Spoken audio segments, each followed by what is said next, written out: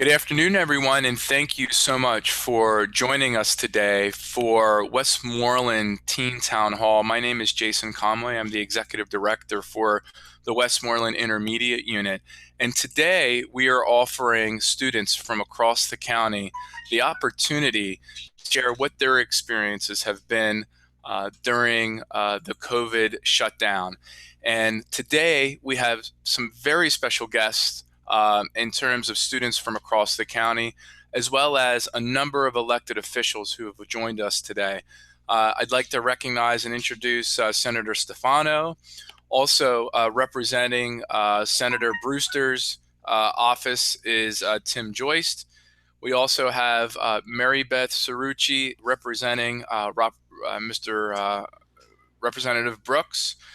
We also have with us Commissioner Curtis, Commissioner Chu, and Commissioner Cirilli.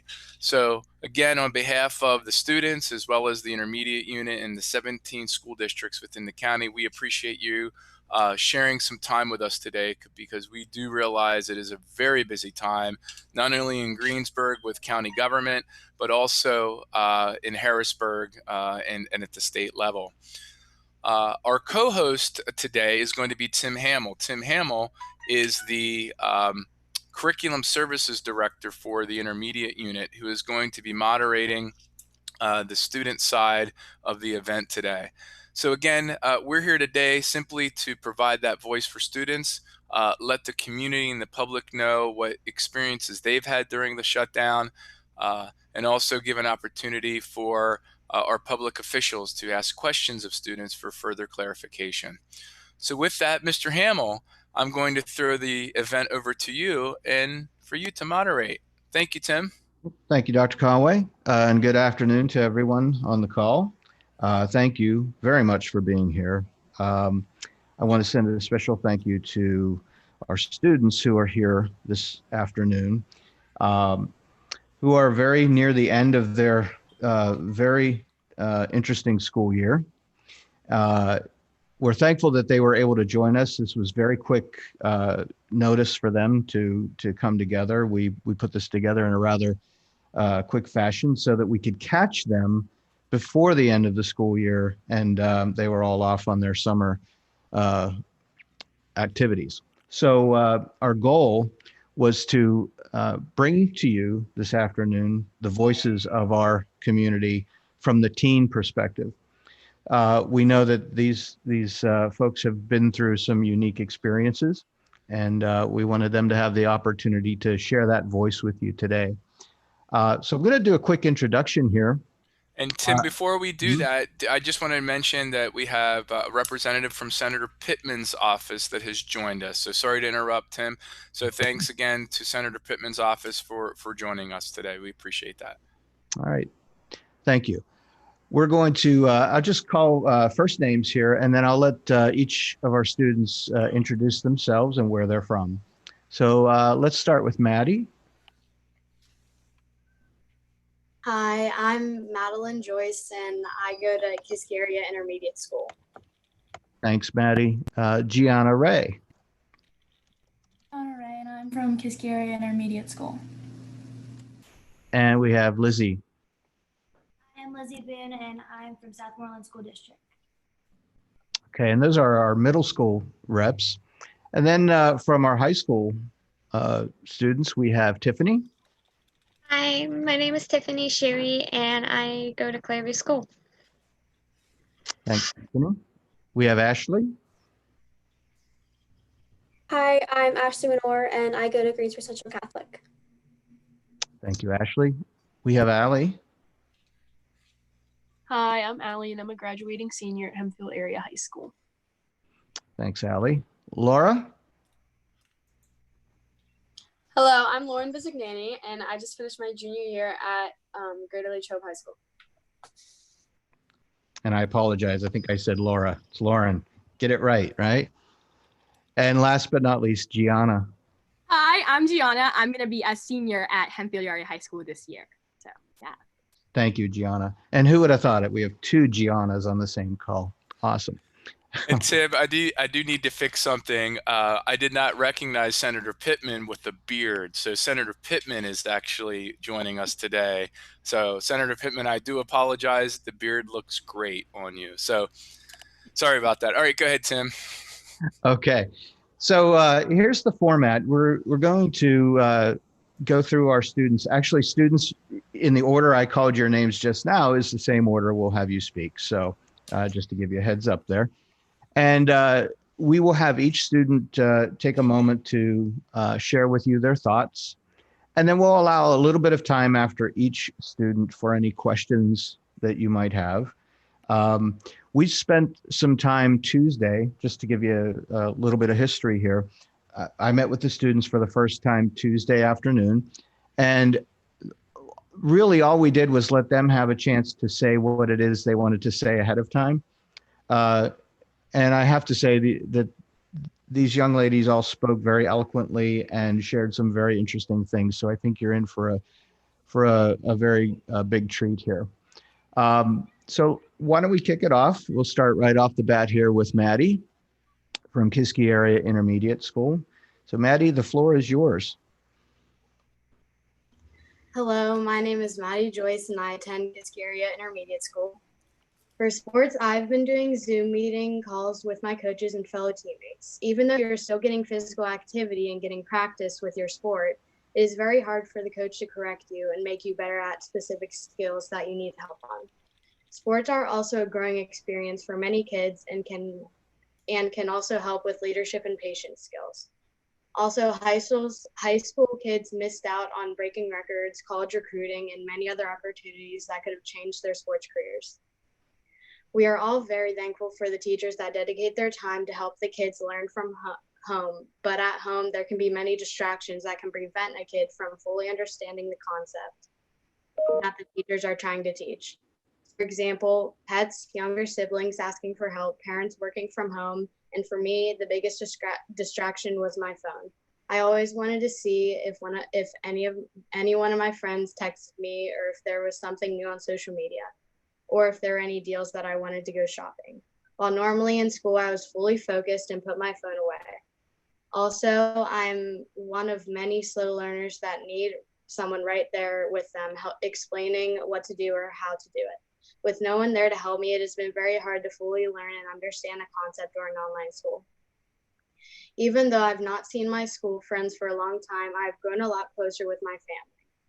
When I went to school normally, I would wake up early and get ready for school, some days not even saying hi or even seeing my parents because they had to leave early for work. Now we wake up and can eat breakfast, lunch, and dinner together, talking about everything that we did in the day.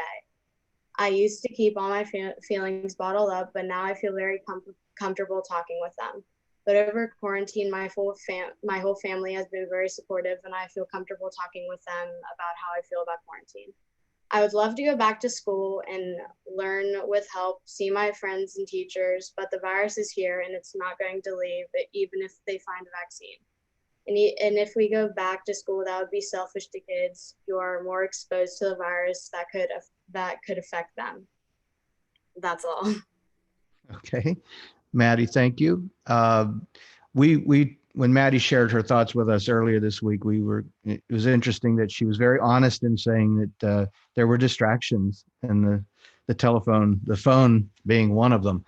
And that's very honest of you to share that. So I'll open the floor for questions. Anybody has for Maddie based on her comments?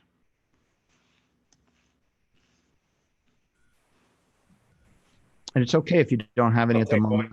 We can come back. Go ahead. Senator Stefano. Maddie, what was your sport? I don't know if I picked that up when you were talking.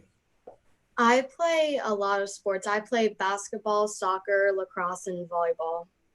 So which sport did you miss here in the spring? I miss lacrosse season. I see.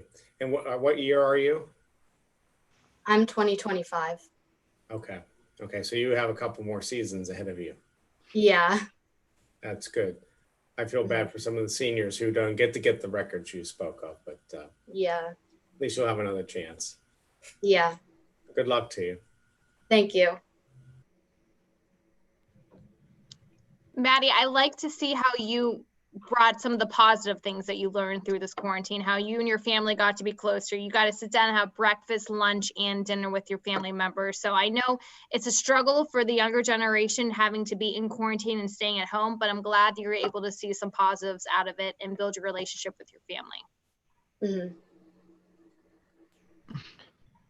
Maddie, I found it interesting that you learned right away with this pandemic what it's like to have a cell phone and have all of this freedom. Do you think that's better to have learned that now, or would you rather have learned it your freshman year at college? I think it's better that I've learned it now so I can adapt to it and almost like avoid my phone if I go to college, and then I could just put it down and focus on fully studying and understanding schoolwork. Maddie, are you afraid to go back to school in the fall, or are you hoping to go back to school in the fall? I'm hoping to go back to school in the fall, but there are some kids that could get affected by COVID, and I don't think that it's right if we would go back, that some of the kids could get affected, and that wouldn't be that good.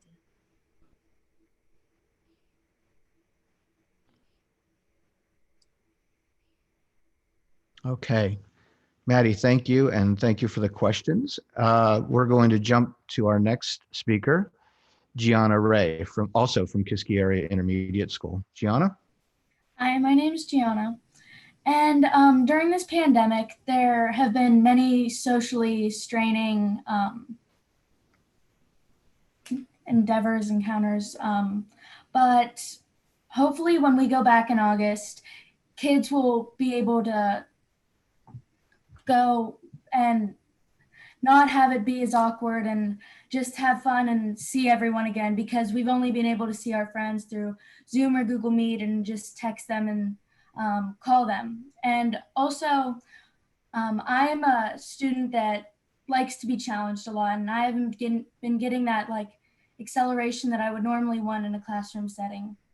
And I get a lot of my enrichment from the other students in the classroom with me, and I haven't been able to get that from them because I can't see them, and they challenge me and they push me to be a better person and learn new topics and be better at that. And I can also get my work done in a fraction of the time, but it could be good, but what will happen whenever we go back and we'll have to learn the non-simplified version. And this could be especially problematic for the students that are just learning, that aren't really learning it. They're just getting answers from other people, or they're just looking it up. And also with open book assignments, you can't really stop a student from cheating. So it isn't bad, but you're not learning the material as, I don't know what you would say, as good as you would normally learn it in a classroom. And they could easily just look up the answers or text another friend for it, but you won't learn it, and what will happen in next years to come, and yeah. Okay, Gianna, thank you. And again, you bring up some very good points about what that learning experience has been like for you during this whole pandemic. Let's open it up for questions. Anybody has questions for Gianna? Go ahead. Hey, Gianna, it's Tim Joyce. How are you? I'm good. How are you? Good, thanks. A question about your classes. Are you being graded on the same scale, or are you on a pass-fail basis? We're being graded on the same scale. Okay, well, that's good, because we have a number of school districts that are doing pass-fail, which may hurt or hinder college admittance down the road. So I'm glad to hear that. Thank you. You're welcome. Can I comment on that, Tim? Yep. Yeah. Some of the schools that I'm aware of that are doing grades, it's no secret that the teachers are being a little more flexible, and I would say padding the grades a little bit given the circumstance. So don't be I want to say deceived is not the right word, but it's challenging, and it's definitely not the equivalent from the conversations I've had with the grading scale. Yeah, I agree with that, Mary Beth, and I appreciate it. And you have a closer relationship there. Some of the comments that I get, though, from parents, they're upset because kids that are doing a bare minimum are getting as much credit as other students. But again, it's a pandemic, something new for all of us. We just have to get through it.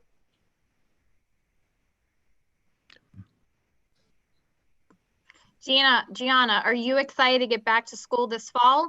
Are you a little hesitant? What are your opinions on it? I really want to go back to school, but I just don't want anybody to bring something home to their parents or a loved one and something bad happen to them, or if anything, like another student, that would be terrible to see something happen to them. But if this settles down, and I would love to go back. You also brought up a good point about being with your friends, and they make you better and actually make you work harder almost in school. And I feel the same way here, being on Zoom all the time with my colleagues. It makes me a better person. When do you think you're going to see your friends again? Are you going to wait till this weekend, next week? Because we're going green. Are you getting the go ahead here from your parents, or are you still going to stay away for a little while? I saw my friends last week, and we've went running with each other a couple times, but I mean, we don't get to see each other as much as I would normally like to, because I really like seeing them. So I have a question for all the students on here. Now that we're going to be going back to school for you guys in the fall, and we're going back to the office, I am going to miss Zoom meetings where I have to get dressed up, but then I can wear pajama pants and slippers. So show of hands, how many people took advantage of that? Did you guys go to class while you're wearing pajamas? All right, everyone's hand should be up. You're lying if your hand's not up. Sean. Teachers too. Yeah. You don't see my hand. Really, I was going to say the same thing, so I'm guilty. I don't know about the rest of you. I am done with Zoom. This is it. I'm done. There, and John, I'm sure you mentioned it. There's so much more when you're in personal interactions. There's a back and forth. You have questions, you get an answer. This is an awkward platform. This is allowing us to do what we can, and we can still work, but at the same token, it's not as good. The one comment I wanted to make, and I think you touched on it, you never appreciated what you had until you lost it. And what you've lost is a lot of your freedoms now. So did you want to reflect on that just briefly, on how you felt when you lost all the ability to interact? I felt really bad for a really long time, because from the start of quarantine, I know a lot of my friends, most of them have had a birthday during this time, and we didn't get to celebrate their birthdays with them, and that's a big thing for some people, I guess. And so I look forward to when we're all back together again. And green is good, clear is better. That's what we want. The freedom phase, right, Sean? Clear of all restrictions. That's right. Trademarking freedom phase. Freedom phase. There you Gianna, go. Coined today, right? Gianna, I'm curious, based upon you learning that you enjoy the interaction in the classroom, what type of college do you think you'll look for? Online, or something with smaller or larger classes?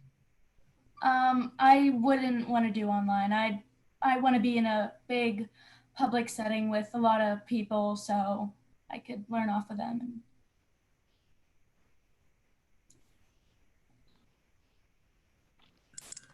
Gianna, I'd mentioned it. It's natural to have some level of fear or trepidation about going back to school, but you mentioned I think you used the word settle down. And I have to say, I really do believe this virus has settled down in real ways, number one. And number two, we know a lot more about it than we did 10 weeks ago. We understand who our vulnerable populations are. We're testing now at record rates. About 11,000 test results come in every day. So we have a real understanding of it, much better than we did 10 weeks ago. And, you know, I mean, we've been exposed to viruses and illnesses throughout history, and it's really a part of life. And we just have to learn how to manage it and be smart about it. And the good news is, I think the Department of Education is giving school districts some good guidance with good flexibility to try to not only keep all of you safe, but to do it in a reasonable way and allow you to get back to a real educational environment. Because as Senator Stefano said, this Zoom stuff is for the birds as far as I'm concerned. And you know, he and I have been working in an environment where we've been trying to manage the state government the best we can under this type of a platform, and it just doesn't work well. So I think we're all eager to get back to a level of normalcy, and I just encourage you not to be too apprehensive about the upcoming school year. I think it's going to be just fine. Yeah, thank you. Some much needed words of assurance there. That's very needed. Let's move on to our final middle school student, and that would be Lizzy Boon from Southmoreland School District. I'm Lizzy Boon from Southmoreland Middle School. I currently finished 7th grade this year, and I'm preparing to go to 8th grade. I'm a member of the National Junior Honor Society, and I also play soccer for both my school and my Riverhounds Academy. During the course of this closure, I've experienced different kinds of assignments and assessments. It's a bit weird because like we're used to doing projects for science. Now we don't really get to do any projects anymore. It's now all written.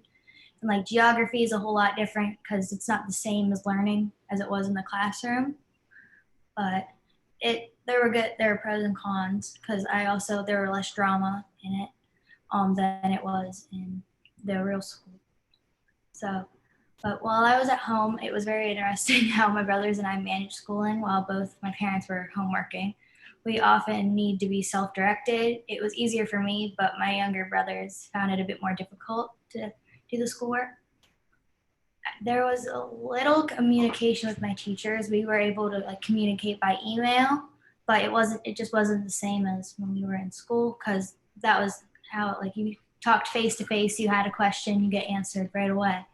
But now like I can ask a question 1 hour and I have to wait like 2 hours for a response or something. It just depends on when I ask the question.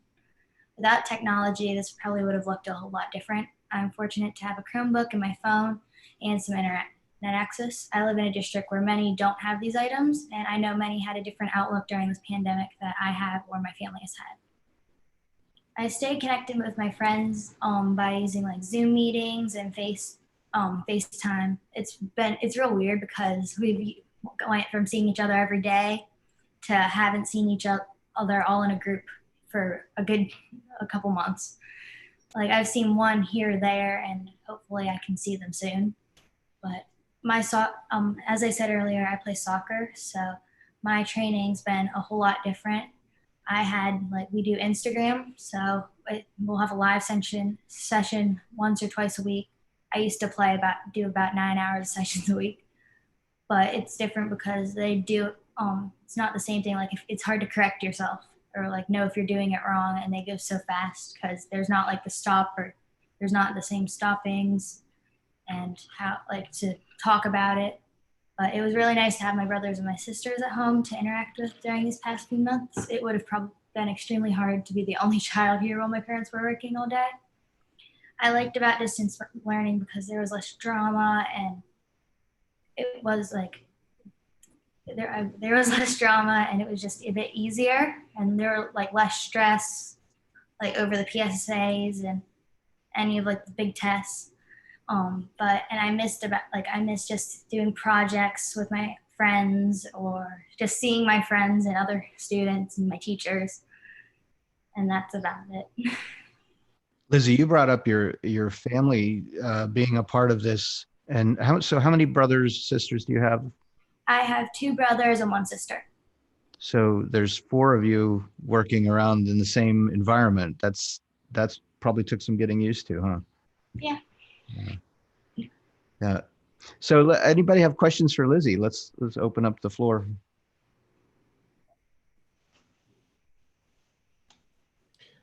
Lizzy, what was the most favorite project that you did that was really unusual, given that you had to do it via Zoom or home online? You had noted that you were used to doing different kinds of projects in school. What was something that was really unique in this pandemic time? It was just like, normally we got to use like, we have like the step up trays and like for science, because science is the only thing I really do big projects in. So like, instead of doing like a lab, I had to, like, one of them was use a plastic bottle and make a little terrarium out of it. It was neat. But it was different. It's not something I would have expected to do in the classroom. There were some other things here and there, like keep a diary for a week. That was one of them for language arts. We probably wouldn't have done that if we were in real school. Lizzy, would you continue looking at doing online schooling over going back to school? Because from what it sounds like you really enjoy doing what you're doing now versus actually going to school every day. No, the opposite. I prefer being in the school more, even if there's like some of the drama or any of that. I prefer going to school because I get to do, it's just easier for me to understand there.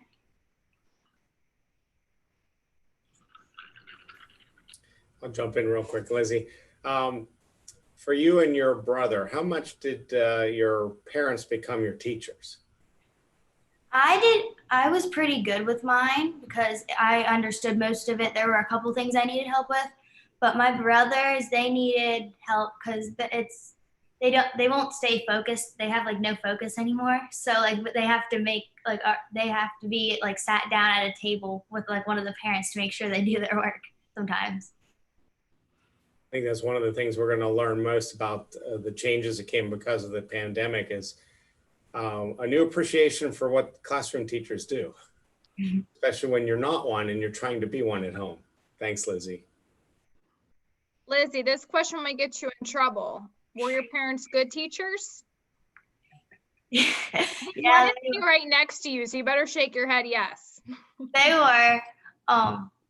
But as I said, I didn't really need a lot of help. So, but for my brothers, they were very good teachers. Good.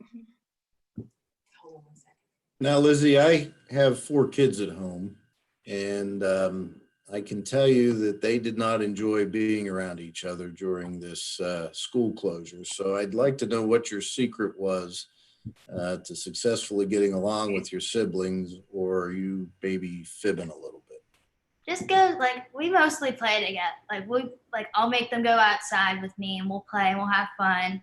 Good.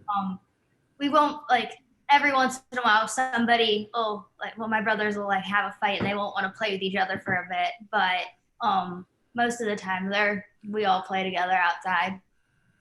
Okay, well, you've made me feel better about my household, so thank you. Well, thank you to our middle school students. They have definitely a different perspective than our high school students do. They're in a different place in their school career. So let's shift gears. Let's jump up to the high school and hear from our high school participants. We have first on deck here, Tiffany Shuey from the Westmoreland Intermediate Unit, Clairview School. So Tiffany, the floor is yours. Hi, I'm Tiffany. I went to Clairview School and I did graduate this year. As a senior before COVID-19, I worked in pre-vocational program at Clairview. I did job shadowing as a personal care assistant. I was used to working daily with a student one-on-one. When this all happened and classroom instructions was all done virtual through Zoom and Google Classroom, it was difficult for me to connect and do the activities and tasks with them online. I also never got to say goodbye to all the students that I worked with. My graduation was different this year. I never got to walk down and get my diploma with my family, my friends, and my teachers cheer me on. I also did not get to celebrate or say goodbye to my close friends, the staff at Clairview, and the students that I worked with. Even though it was not a graduation I was hoping for, the teachers and staff from Clairview helped make it wonderful and great memories. I was grateful to see all my teachers come on a bus and dance and celebrate, and I got to see everyone again.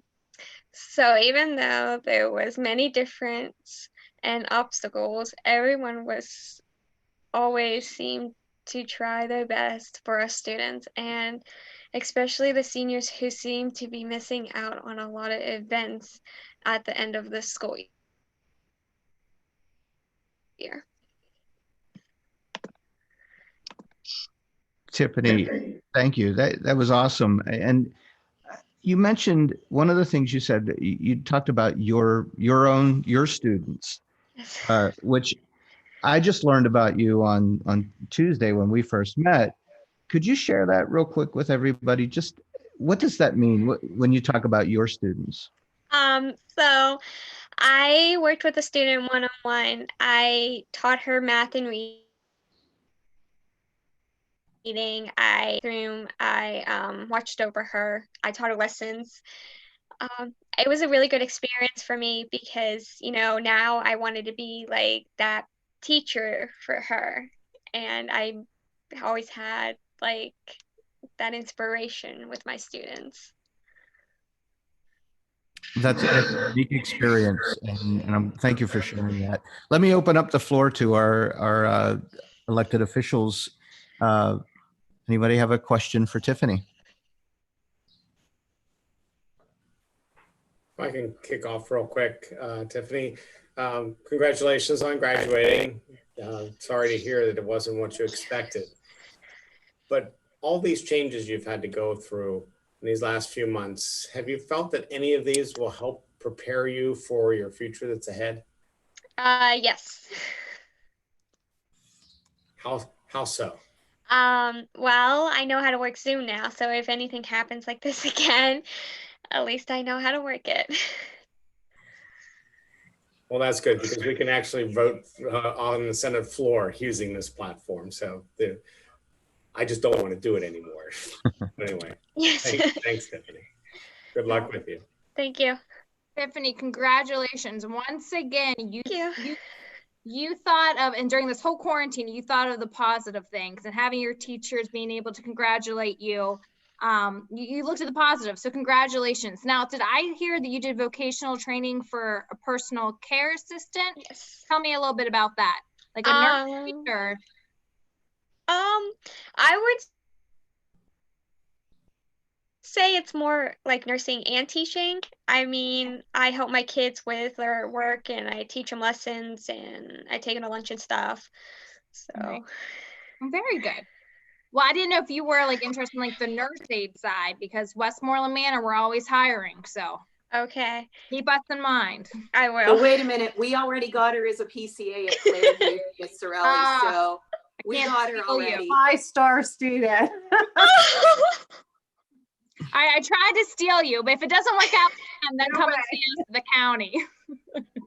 Everything's negotiable. I know, so we'll have to compete for wages here. So congratulations, Tiffany. Thank you. Tiffany, I just want to say congratulations. I'm not getting in the middle of any more fights here. It seems like things are ramping up over you. So you're a rock star right now. So congratulations and best of luck on your future. Thank you.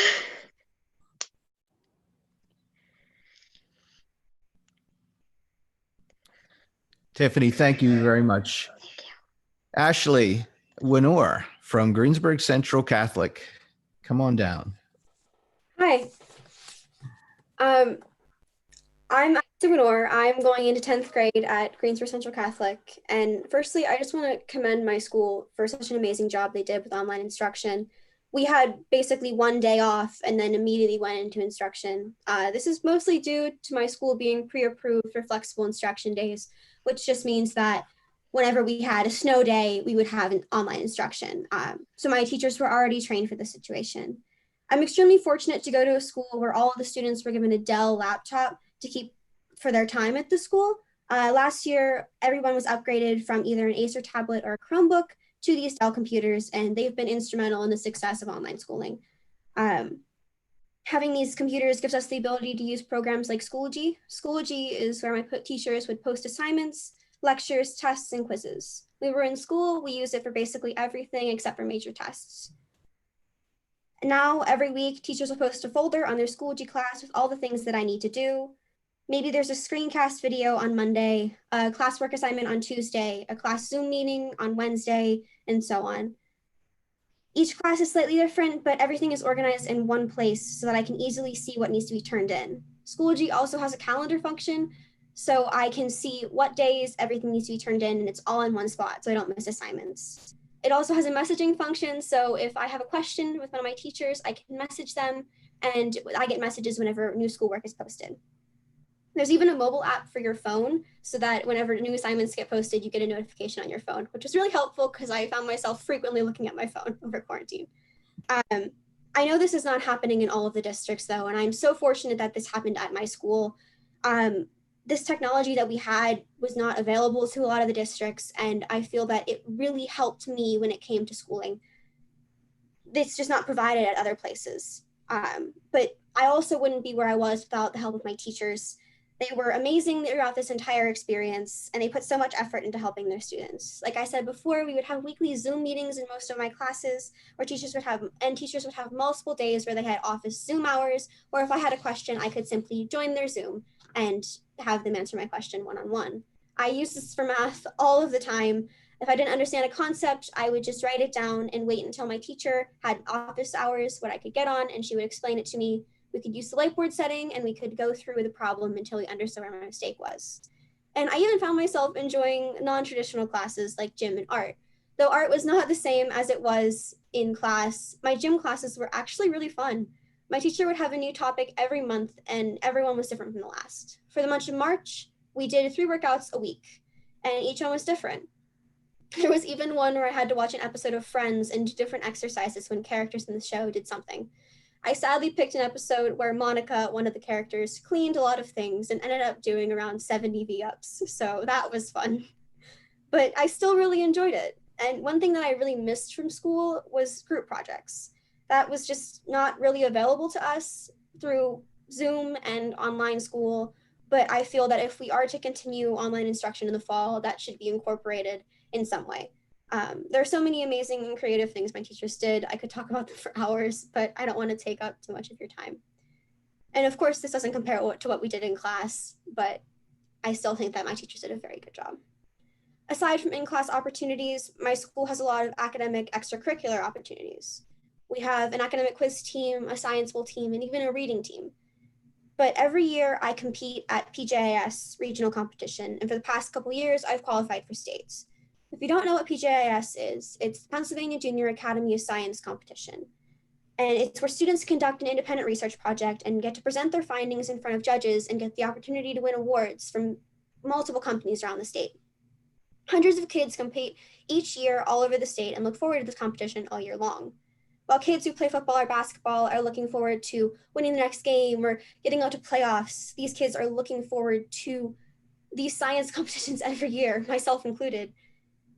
This year, I got to work with a professor in microbiology at Seton Hill University, and that was an opportunity that I would not have had if it wasn't for these competitions. This was an amazing experience, and I would do it over in a second. There's also a second competition called PERSEF, which stands for the Pennsylvania Regional Science and Engineering Fair.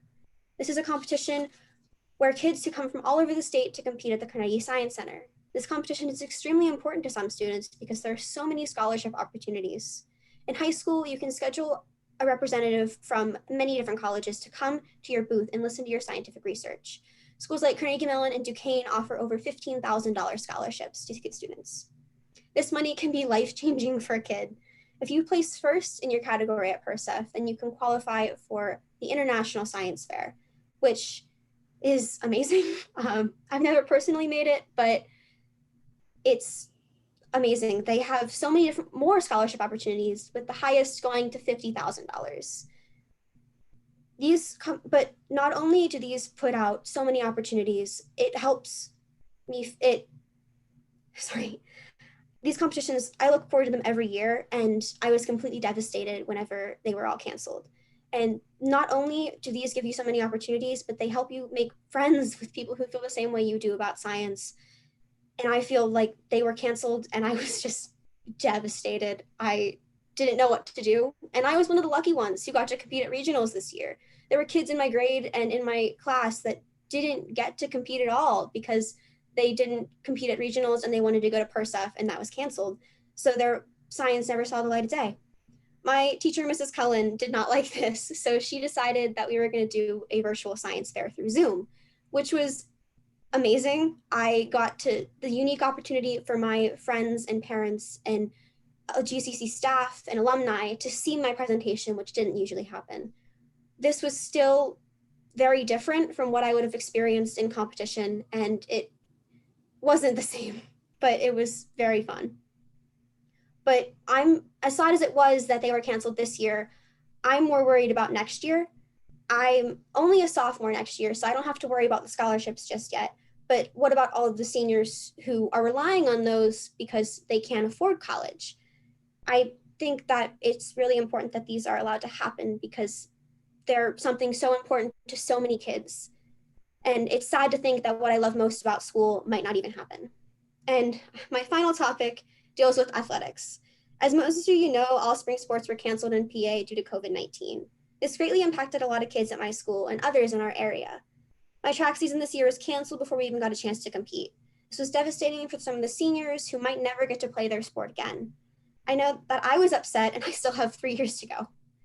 But what I'm more worried about is fall sports next year. This year, I started running cross country and I absolutely loved it. The team was so welcoming and the community that I found brought so much joy into my life. I actually looked forward to getting out of school and running 4 miles, which is strange, I'll admit, but I absolutely loved it. The cross country team became my family at school and we all cried at the end of the year banquet. To think that we might not even be able to have our season next year is awful. I know that kids in other sports feel the same. My sister plays soccer and it's her whole life. Her best friends are on her soccer team. She travels with her soccer team. She's constantly with her soccer team. And I'm actually pretty sure that her soccer team sees her more than I do. But when COVID-19 hit, all of that stopped. She wasn't allowed to see her soccer team practice with them, travel with them, or play with them. This is really hard for her, especially since some of the girls are older and she'll never get to play with them again. I think it's extremely important for sports to happen next year with with anything we can come up with to make them happen would be really appreciated by the kids that rely on those sports to make friends and build a community where they feel welcomed and loved. And I think that it's really important. That's pretty much all I have. I don't want to take up too much of your time. Thank you so much for listening to my opinions. Ashley, thank you. You mentioned some really interesting things, and one of them was that some of the creative ways in which your teachers came up with new ways of doing things. And I think that's something we have to think about with some of the restrictions moving forward. We've got to think about how do we get creative and come up with new solutions for some things that might not work quite the same anymore. Let me open up the floor. Questions for Ashley? Ashley, it's Mrs. Tiedemann here. I just want to comment on how and how well you represented our school, and all of you ladies did an amazing job speaking. So I just wanted to tell you all that. That's coming from a teacher.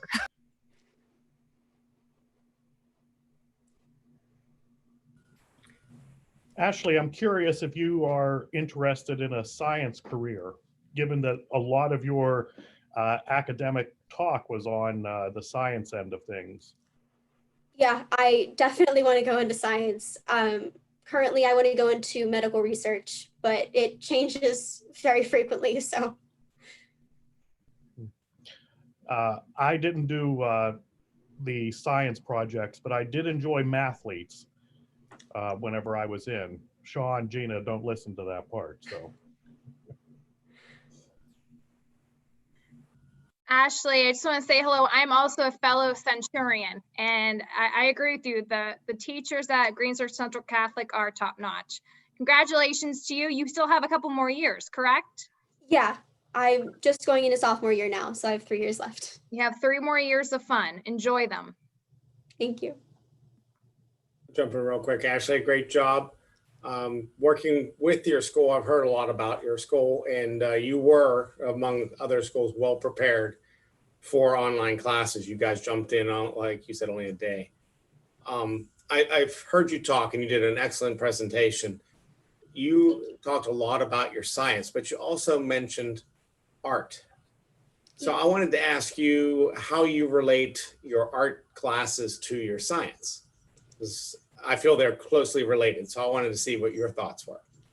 I know whenever I'm doing science projects, they require a lot of creativity because you have to come up with it out of nowhere. And I absolutely love art. It's so much fun for me, but I know that I have to try and find a way to connect them. For example, I have to do a poster board for one of my presentations in one of my competitions. And making sure that it looks nice is very important because whenever the judges come by, that's the first thing they see. So I find that that's a good way to connect both of them. That's good. What art class did you have? I don't know the exact name. Miss Tiedemann, who's on here, is actually my art teacher. It was just the 9th grade art class, and we did a lot, especially over quarantine. We had assignments basically every week, and it was interesting. It was really fun, actually. Oh, that's good. I heard she's pretty awesome. She is. That's great. Well, good luck with you in your future. You've got a few more years left ahead of you. I'm going to echo Senator Pittman's comments that we're working very hard to make sure your fall is as normal as it ever was before. As the data is out there to show us where we need to be, as we can get rid of some of the fear that we have, because we all have fear of the unknown. But as we begin to study and understand the data, we can start alleviating those fears. So we're working hard to make sure everything's prepared for you. Thank you so much. Okay, so let's move on to our next student. Thank you, Ashley, very much. Allie Miller. Allie is from Hempfield Area School District, Hempfield High School. Great. Hi, everyone. So I'm a graduating senior at Hempfield, and I'm just going to talk about 3 different topics. And the first I'm going to talk about is education. I'm going to build off of what everyone else said. First of all, I definitely need to commend Hempfield on how great of a job that they did so quickly adjusting to the virtual instruction, because I know it was hard. And with Hempfield being one of the biggest districts in the area, they made sure within two weeks or so that all students had Chromebooks, they all had internet access, they all had the materials and resources needed to continue with virtual instruction, which was amazing. And Hempfield used Google Classroom, I know at least for middle school and high school, to provide assignments and classwork and tests and whatever else was needed, which was good for a temporary amount of time, but moving forward, that definitely needs to change. Google Classroom wasn't designed for a sole purpose of teaching, and I believe that if we go into a fall semester or a whole year or whatever the time may be of virtual instruction, that there needs to be another platform used. And I think having it uniform in different school districts would be nice, like using the same platform, but I understand that every district and every school has different needs and different sizes and everything like that. But I just feel like it's not very resourceful. I know Gianna Ray mentioned this earlier about how easy it is to find answers to copy. And while some of us students on here might not be doing that, we're keeping up with our work, we're motivated, we're not copying answers. Majority of students are, and majority of students have a hard time finding the motivation to continue with virtual instruction, to do their work on their own. And I think that it's important to find ways to help eliminate that. And another one of the reasons why it would be nice to return to school in the fall with restrictions, of course. But again, I don't know how much there is to be able to eliminate that and to reduce that.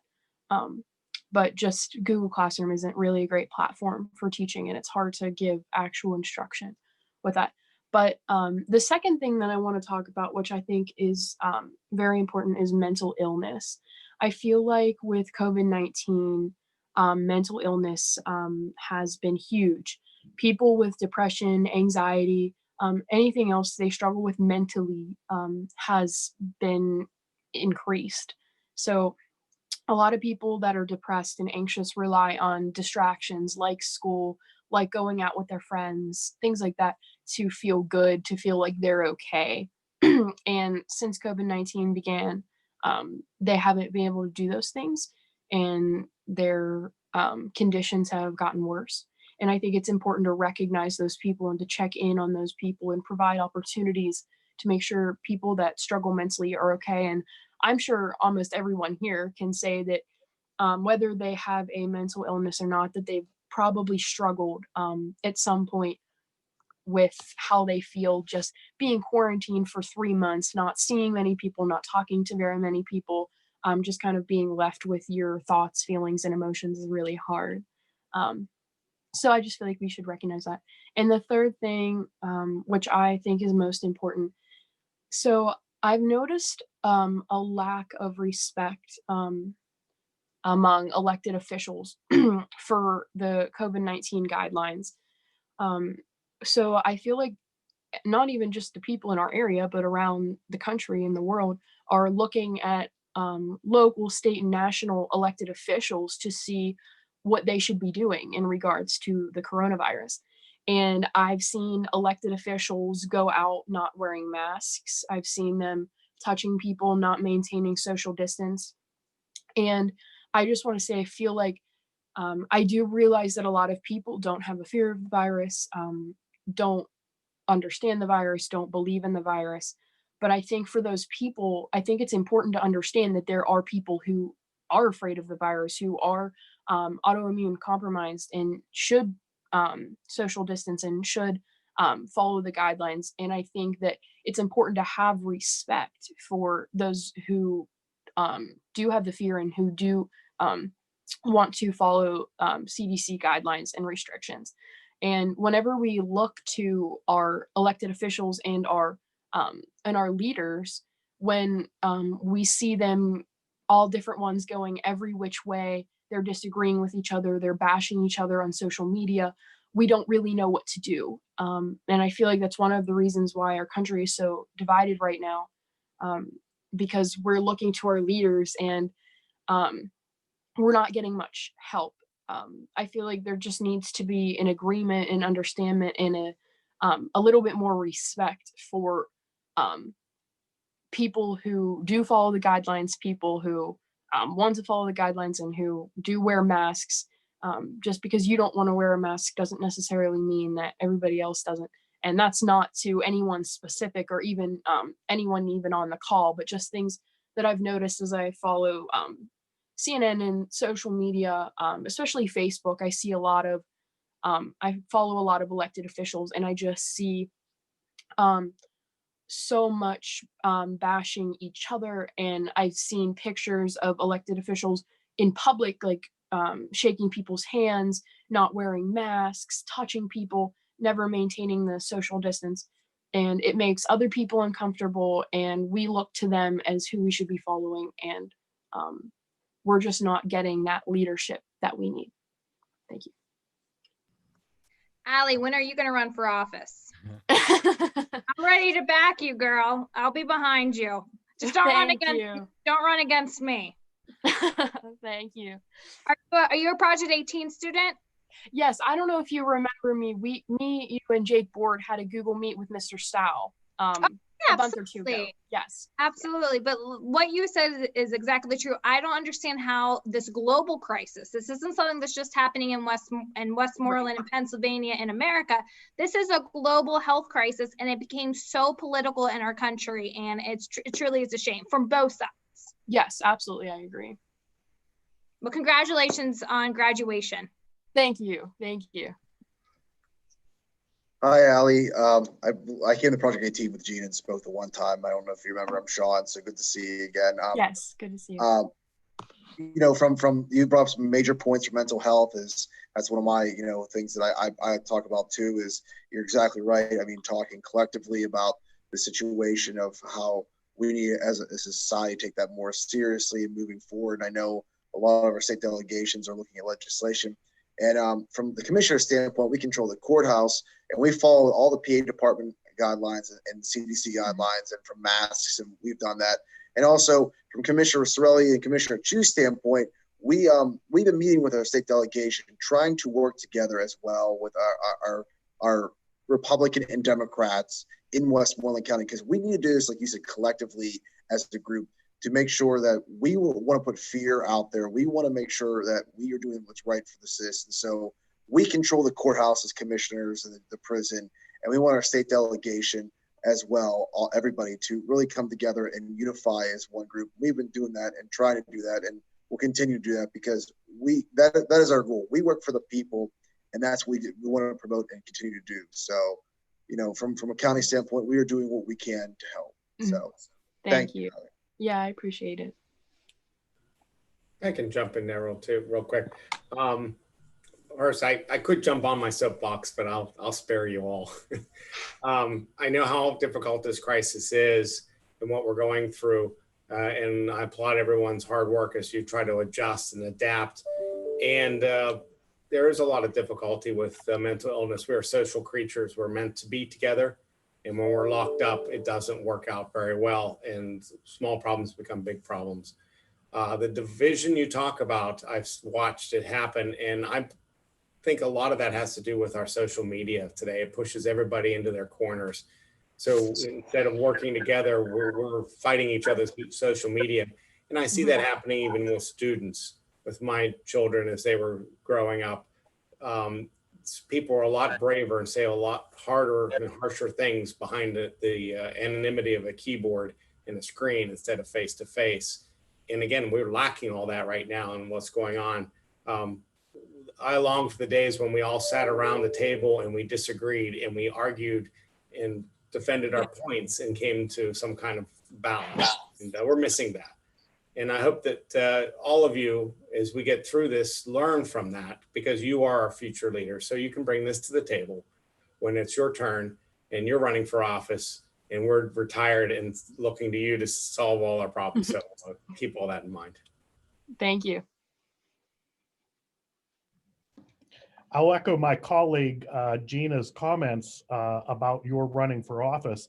I think it takes a lot of courage to bring up everything you brought up among all of here today. I also appreciate the comments on mental illness, and I'm curious to test how well our own county's resources are getting out into the public. Are you aware of any groups that Westmoreland County has that you could call if there was a mental illness issue? I am not, and I personally do not struggle with mental illness, but I have I know I have a lot of friends that do, and like close friends, close family, and I think it's important to notify people of possible resources, especially now just being stuck inside, not really still for people that are afraid to go out, even though things are opening. But no, I'm not aware of resources, but I think it would be great to let people know of them. And so if I may, Mr. Hamill, and thank you very much, Allie, for your comments. One resource within the county to be aware of is Step Up Westmoreland, which is a triumvirate effort of the county government, the 17 school districts, as well as the intermediate unit. And so for those who are watching on YouTube, you want to go to stepupwestmoreland.com. It's been a great partnership with all involved with the county. So there, Allie, there's one area that you can share with your friends who may be struggling. Thank you, Mr. Hamill. Thank you. And just a quick piggyback on that, I think it's very important, Allie, for us to remember that even when this whole crisis is over, those mental health issues remain. It doesn't go away when COVID goes away. And even though it's a struggle that gets created or is exacerbated by our situation now, we've got to remember when we come back to a somewhat of a normal situation that we have those things to address. So thank you for bringing that to our attention. Yes, absolutely. Thank you to everyone for your comments and questions. All right. Thank you, Allie. We're going to move on now to Lauren Bizignani. Lauren is from Greater Latrobe School District. Lauren, the floor is yours. Yes, so thank you for letting us come, first off. And my name is Lauren. I just finished my junior year at Greater Latrobe High School. So far, online learning has definitely been an eye-opening experience for myself and for my peers. I've always had a lot of pride for my school to begin with, but I think that this has definitely grown as a result of the pandemic. I really admire my teachers and the faculty and staff of my school for like jumping on this really fast. We didn't have a single makeup day. As soon as we went home, we had the weekend, and then we started with online school right away. So I think like, thank you for all my like the staff and teachers, not just my school, but just all the schools in the area. It really shows how like the teachers care about us as students. And so thank you for that. And also, I just want to say that I think it really shows like this has kind of been like an eye-opening experience for students, especially because it's taught a lot of us, including myself, that you really get out what you put in to a situation, especially like this. I know some of the other students on this call have talked about how you have to like, it depends, it varies by student. Some students are putting forth 100%, and then where other students might not be putting that much effort into it. And I think that's really shown a lot of students that you get what you work for. So that is definitely one of the benefits that came out of this. And then also personally, I just want to say if there's one thing that I would continue or take away from the online education is a lot of my teachers had online recorded lessons of them giving a lecture or something and posting it on the classroom or any different platform for us to then go back and watch. I think this was really helpful, especially for students like myself who may need to listen or hear things more than one time just to understand the material. So I think that's something worth considering if we were to go into the fall and need to vary the traditional schooling methods, because that was very helpful for me. And then also, someone touched on this earlier, but I think that there's one of the major things that myself and my friends have taken away from this is so many people have said to me, or I've said, how we've taken traditional school for granted in the past. And like, I'm very guilty of this myself. I'm a very busy person going like before leading up to the quarantine, I was going to high school softball practices. And then after softball, I was driving to Pittsburgh for diving practice. So I was often gone from 7 a.m. to 10:30 at night.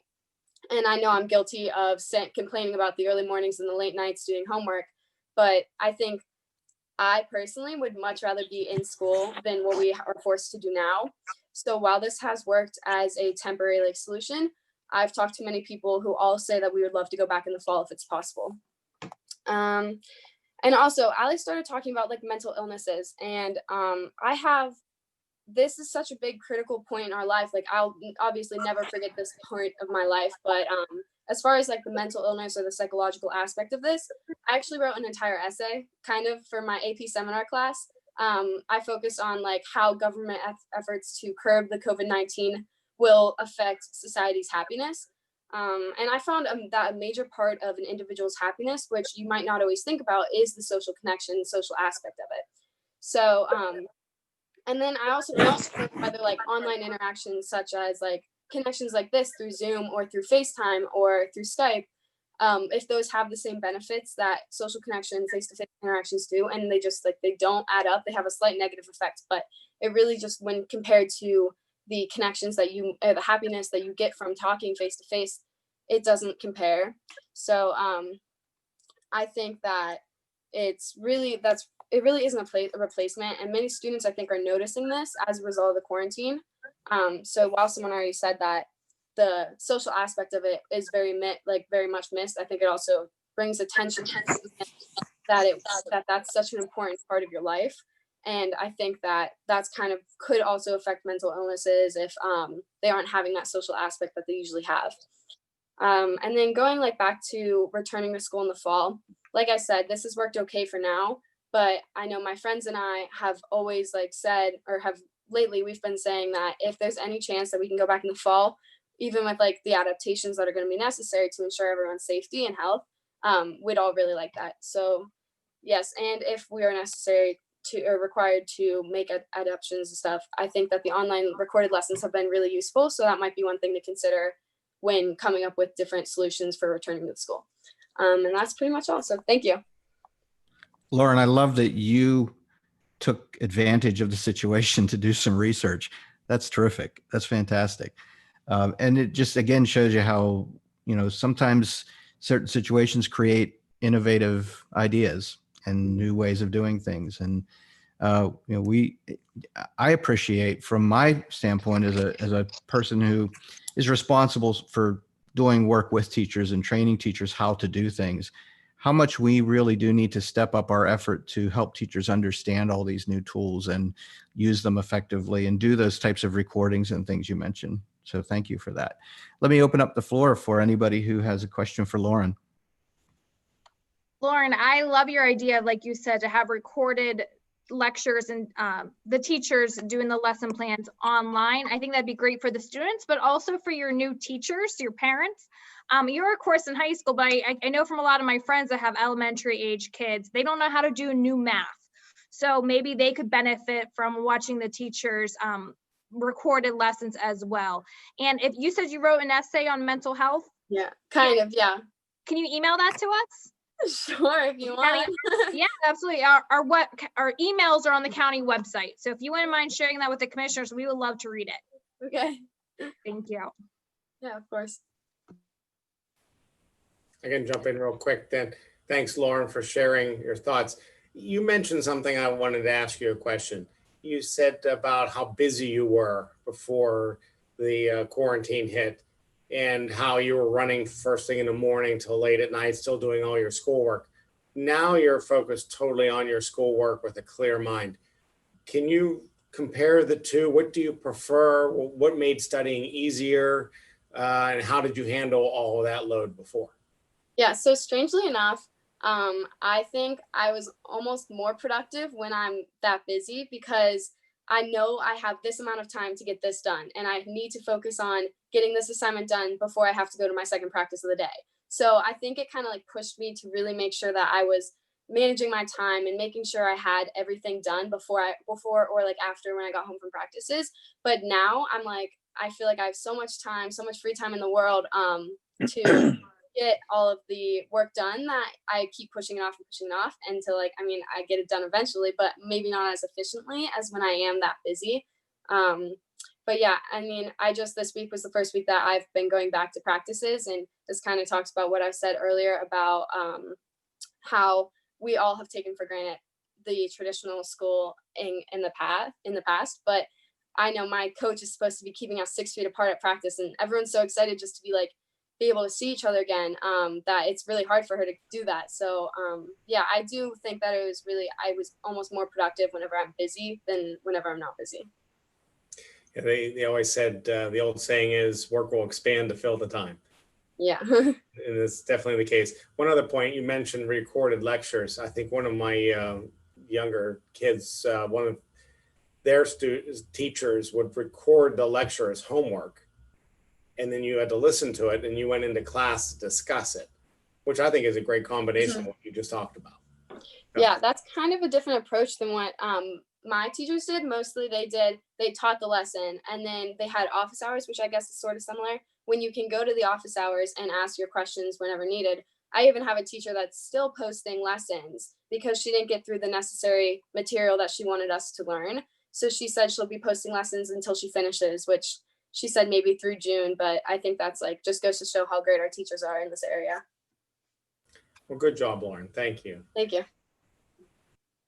And Lauren, I'd like to follow up on what the senator just said about the learning and the lectures online that you could go back and revisit.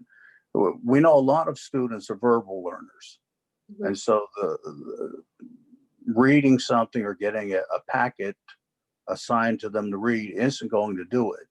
But the verbal learning is much more helpful.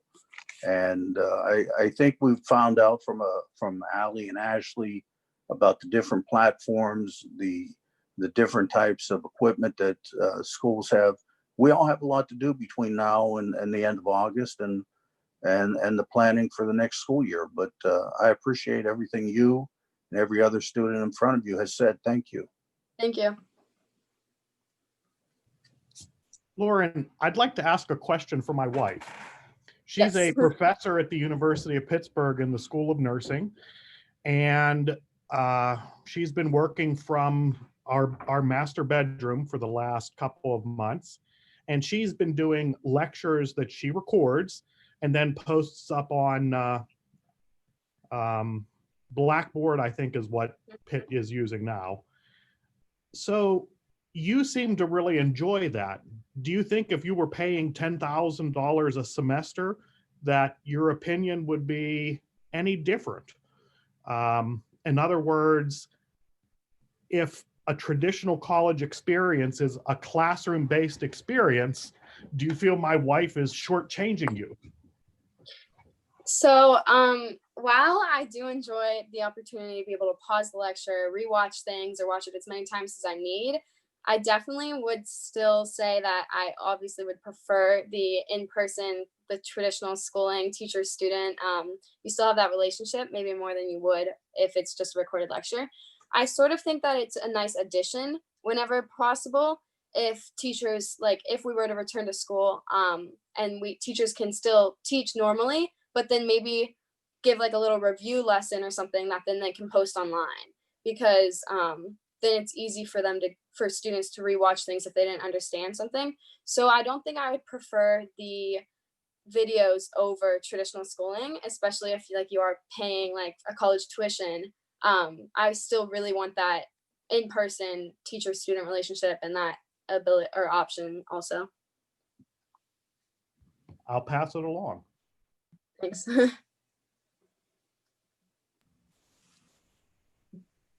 Okay, Lauren, thank you very much. We're going to move on now to our final student. Thank you for waiting, Gianna. Gianna, you're up. Gianna Richardson from Hempfield Area School District. Hi guys, I'm Gianna. So to start off, I'm going to kind of talk about what school is to me. So when I go to school, yes, like I'm getting my education, but also I'm growing in an environment every day. I sit in class for 40 minutes and I either learn French or economics or pre-calc, but I also am meeting new friends, having conversations with teachers, seeing people in the hallway, waiting in line for lunch. It's making me into the person I am, and it's making all of my friends the person we are. And when school stopped, the environment stopped with it. Just because the education continued didn't really mean that school continued. And then secondly, I'm kind of going to take you between two of my classes. So there's AP Lang and there's Honors Pre-Calc, which are supposed to be the same rigor. They're the same difficult level in two different subjects. One's English, one math. For Pre-Calc, it was pretty easy to get picked up to where we left off. My teacher could upload the notes we took every single day, and he could make videos of himself, and we could just email questions and he'd be able to just make videos of those questions. So not a lot changed from Pre-Calc, but for AP Lang, that class, usually we would watch a TED Talk or we would read something, and then we would be in a big circle and we would have 40-minute discussions, either about current events or about what we discuss, and it was building us into the people we are. And when those classes stopped, we couldn't do that in English anymore. It was mostly just writing essays about random topics, because that was the only English you can really do online. And then another thing that has really been on my mind a lot is not every single home is one that a kid should be in for 24 hours straight. I think there's a lot of kids that school has been an escape for them over the years, and that escape's now gone and they're kind of just stuck in their house. And I don't really think it's fair that when I come home and I'm doing a pre-calc problem, I don't have a distraction. My parents, there wasn't something that drastically changed in my life. I just had the pre-calc problem. That's all I had to worry about. All I had to worry about was y equals mx plus b. But there could be another girl who I sat by in pre-calc that now she's at home, and maybe one of her parents lost their job, or maybe she doesn't know where her next meal is coming from, or maybe there's a lot of fighting in her household, or she doesn't have a good relationship with her parents. It's not fair to expect the same growth from me to her. And I think that's something that needs to be focused on, that we need to make sure every house is just like the classroom if this is going to continue to go on, which I don't think is possible. And then lastly, I really want to talk about just how amazing all of the teachers are. If you guys see a teacher out in public, when we're allowed to go in public, give them a high five, because they deserve it. For my teachers, at least, they all made sure we were okay. They usually, when online school started, they sent a very long Google Classroom post checking on with us and saying that they missed us, and it was really nice hearing from them. So just make sure to give them a high five. So yeah, thanks for listening. Gianna, thank you. That very empathetic of you to consider others and what they're going through during all of this. And we do see that in education quite often, where we know our students need those additional supports. It's really important. And thank you for your support of the teachers as well. That's heard loud and clear. So any questions for Gianna from the group? Gianna, I love your energy, and I'm Italian, so I use my hands all the time in meetings. And I love that you were able to do that on Zoom too, because I'm trying to like sit on mine so I don't use them the whole time. But are you graduating this year? No, I'm going to be a senior in the fall at Hempfield. Okay, so you have, make sure you take Project 18 class. It's scheduled, so. Allie will tell you it's the best class there is. But thank you for recognizing that the students that do have home environments that are facing domestic abuse and domestic violence, and that's one of the biggest concerns that we have, that school was their escape. School was their one meal a day, and for them to have to be home with possibly a violent parent is very, very scary, but it's reality. It's very, very real, and that's something that we have to consider. And I know the Blackburn Center is very busy at this time of year during quarantine because of all the domestic violence and family violence that's going on. So thank you for recognizing that. Gianna, great presentation. Thank you for Thank you. all your work during the quarantine and making the adjustment. Yeah, interesting you bring up the disparity. There is a lot of disparity, and what this quarantine has done in this crisis has shown us where our broadband access is most weak. Because now we know for sure, we've been talking about it for years, but now you have great access, but the neighbor up in the mountains does not. And how can they learn the same? Yeah. And then you also brought up that good point. Did you know that child abuse calls dropped by 40% during this crisis? That doesn't mean that there's any less, that it means all the teachers around you were the ones making the calls, and now they're not. Yeah. Which is a shame as well. But thanks for bringing that up. That was an important point, and good luck. Enjoy your summer, and good luck for traditional classrooms next fall. Thank you. I'm looking forward to it. Yes.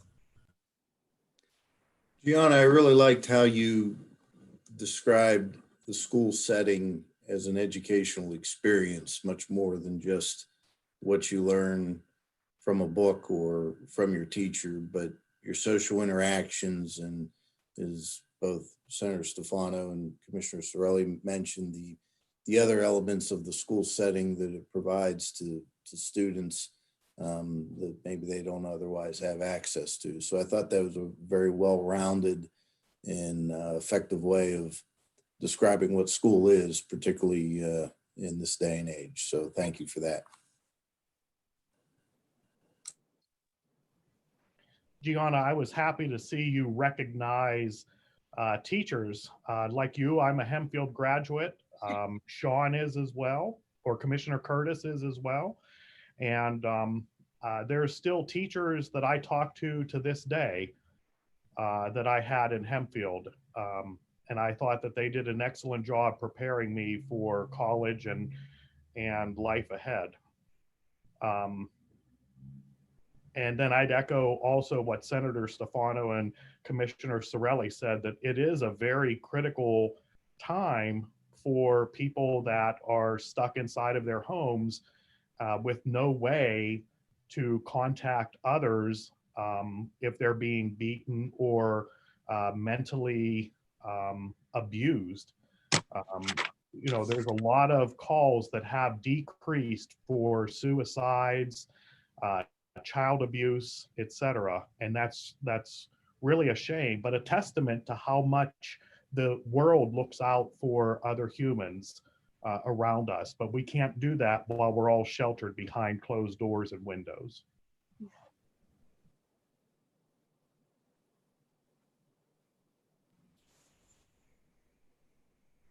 Okay, thank you, Gianna, so much for your comments.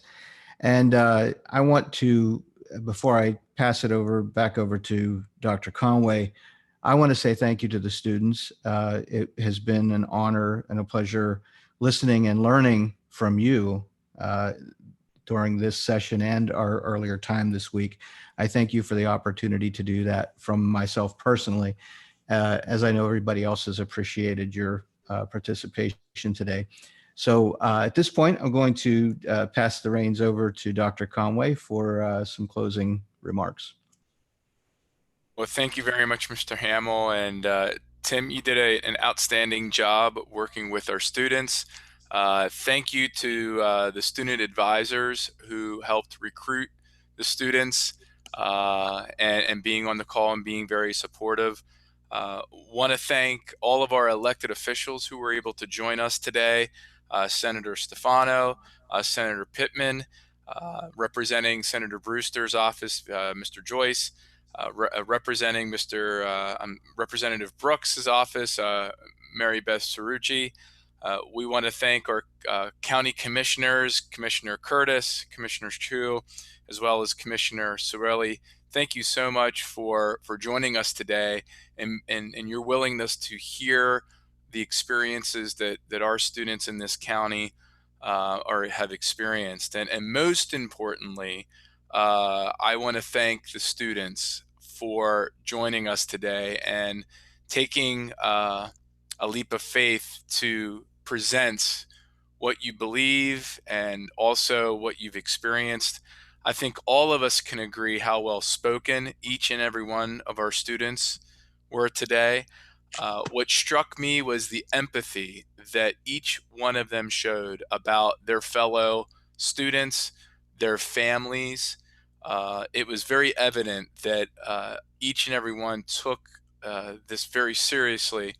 And I think we realize that, as the Senator Stefano said earlier, you don't know what you have until you lost it. And I think all of us can agree that this has increased our appreciation, not only for our friends, but also our families and the importance of having, surrounding our families surrounding us. I think we all can agree that based on what we heard from our students today and how well they represented the county, our future is very bright here in Westmoreland County, as they are our future leaders, they are our future business owners, they are our future elected officials. It is very bright. And on behalf of many of the county, it's our hope that you will stay in Westmoreland County to work and to lead and to have families, because Westmoreland County, as you exhibited today, is a great place to live, and so proud to be part of this community here. So with that, we are going to end our event on time, a little earlier. We wanted to make sure we respected everyone's time and ended by 3:30. This will be available on our YouTube channel. It has been recorded. It also has gone out live, and so don't be surprised if you may get a phone call from the press that may want to follow up on questions of things that were presented and shared with today. So with that, I thank everyone for joining us. This concludes the YouTube broadcast.